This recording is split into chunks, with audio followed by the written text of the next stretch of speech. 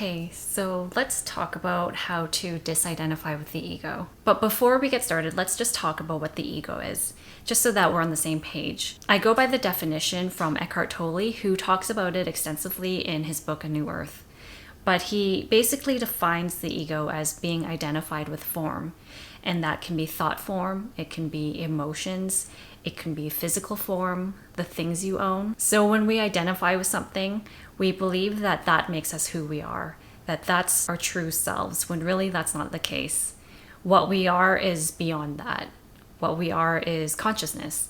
And so when we identify with something, we basically just believe that that's who we are and that's it. So the first step in how to disidentify with the ego is basically awareness. Awareness is the key to anything if you want true, long-lasting change. But it definitely takes practice. So you can think of awareness as similar to a muscle where you need to work it out and keep practicing in order for it to strengthen and grow. And that's the same thing with awareness. You basically build upon the awareness that you have now. And awareness is basically just focused attention. So the best bet is to basically bring your attention back to where you are in the present moment. And I'm very present to the garbage truck outside. So there are lots of ways to strengthen your awareness. One of the methods I like to use is meditation. I like to meditate to basically practice, strengthen, and sharpen my awareness and my presence. That's what it mostly helps me with.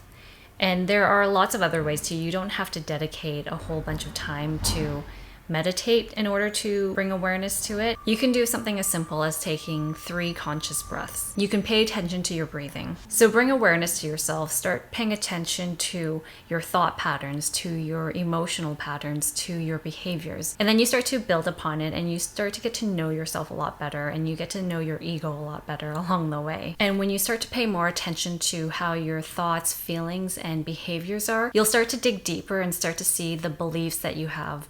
The unconscious beliefs will start to surface up if you start to practice it over time. So through awareness, you actually get to have choice now. So when you start paying attention to your thoughts, your beliefs, your emotional reactions to things, you can now ask yourself, do I want to keep this behavior or pattern, or can I let this pattern go? What are the costs of it to me? So here, when you start to question yourself about the reaction that you're having or the response that you're having within you, you can ask yourself, do I want to keep this or do I want to let it go? So to disidentify with the ego, you now have choice. Do I want to continue on with this or do I want to let this go? So here we're asking ourselves questions like, what is the cost of this behavior to me? What are the benefits of holding on to this belief? When we start to question things and question ourselves, we start to kind of figure out, how we want to choose to behave.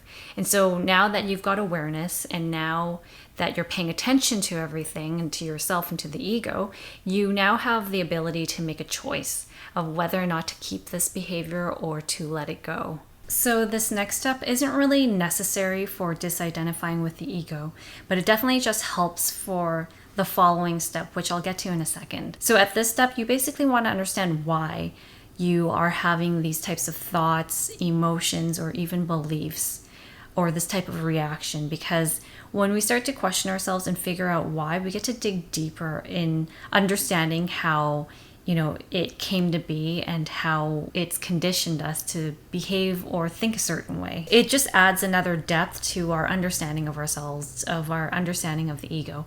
But like I said, it's not really necessary to understand the why to disidentify with it. You mostly want to disidentify with it by bringing awareness and then having a choice in the matter of whether or not you want to continue to identify with it or not to, right?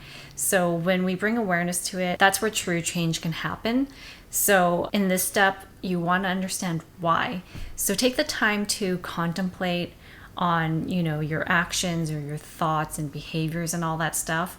And take the time to be introspective and think about it and kind of just figure out why. It's also important to remember too that the ego is not the enemy.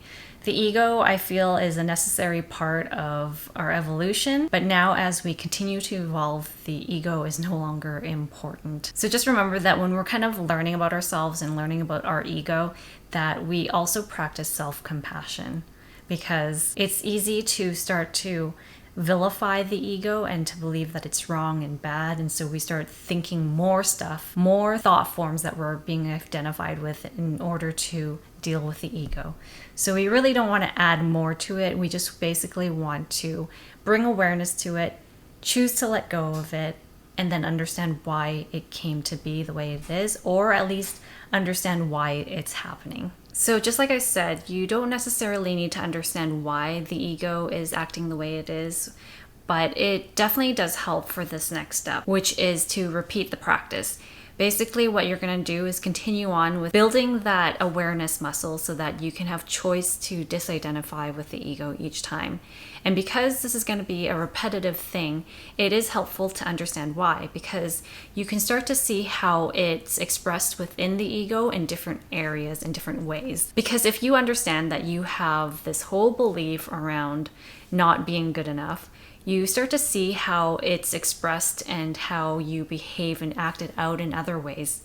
So you start to pay attention to how the ego spreads that belief out in multiple ways. And so when we start to do this practice over and over, by bringing awareness, by making a choice, and by understanding why, the why just helps us to start seeing it in other ways, in other areas of our life. Because really, we are not going to get rid of our ego in that one instance, right?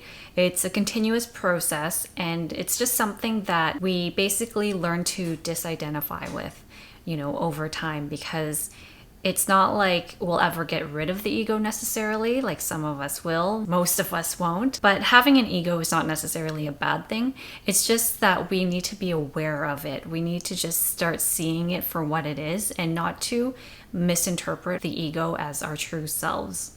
And so by bringing awareness to it already, that helps us to disidentify with it because we start to see it.